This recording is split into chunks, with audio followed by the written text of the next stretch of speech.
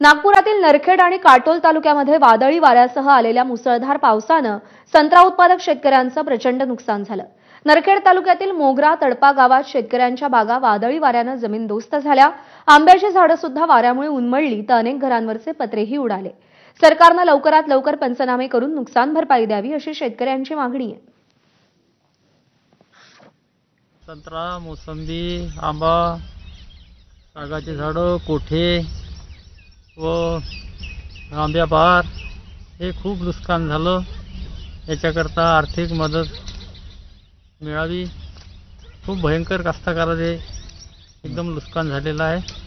गावातील जनावरांचे गोठे आणि घरावरील पत्राळे आणि गावातील झाडी झुडपं, विजेचे तारे आणि शेतातील नुकसान म्हणजे संत्रा मोसंबीचे झाडे पडले आहे आणि इतरत्र आंब्याचे झाडे म्हणा, अजून जे काही फळाचे झाडे आहेत, संत्रा मोसंबीचे फार मोठे नुकसान झाले आहे। फळगळ झालेली आहे।